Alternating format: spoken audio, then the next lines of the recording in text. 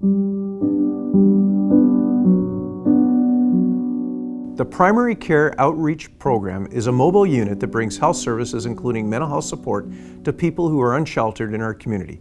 It's making a difference. Here's our story. Hi, my name is Rachel. I worked with Kelly and Frank for a couple of years, and they helped me get to where I am now. The first time I met them was a couple of years back, and it was at the Quebec Street camp. They were there helping people by providing water, food, safety equipment, advice.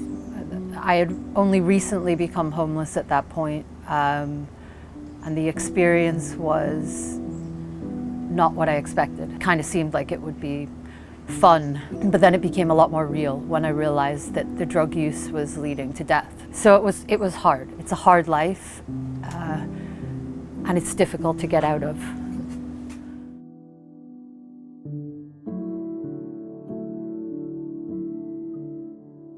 Hi, my name's Frank Webster. I work for Region of Durham Paramedic Services, and I've been an advanced care paramedic for about 28 years. Hi, my name's Kelly Brown, and I'm a social worker from Family Service Durham on the PCOP team.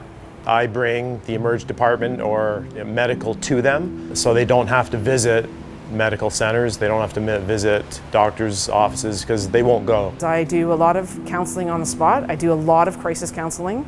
And a lot of just engaging and just reminding people of their worth. Always letting them know that we care more about how they are than what they're doing.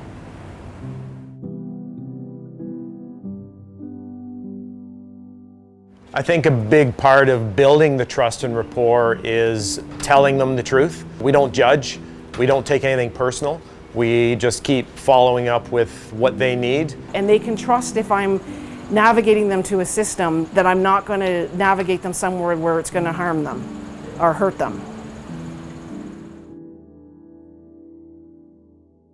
Our days are 8 to 4 and we are pretty much jam-packed. As the trust and rapport has been built over time, the need has gone up. We need more of us. Because sometimes we're unable to get to locations that we really need to be getting to. And if the program was expanded, a lot of the needs for that void would be met.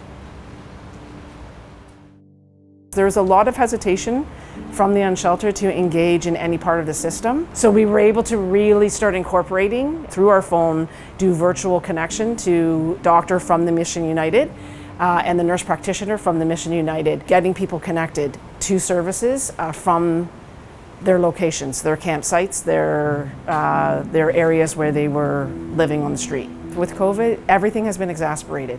So all of the addiction, all of the mental health, people not being able to access services in the way that they had been accessing before, it just exacerbated those symptoms. Basically, I've been doing COVID testing right from day one. Probably in the last 3 to 4 weeks, I've been starting COVID vaccines. Because we're bringing medical to them, it's definitely easing the impact and the burden on emergency departments, on the 911 system, and it's helping these people, and they're getting the medical care they need. You know, people are actually altering their lives completely, where they're no longer using, they're housed. These are long-term, high acuity, chronically homeless individuals. That's been significant. Can't stress enough, starting where people are at, right? And making it about the person as opposed to our program, as opposed to our agenda. It is the fundamental core piece on why this program has been successful.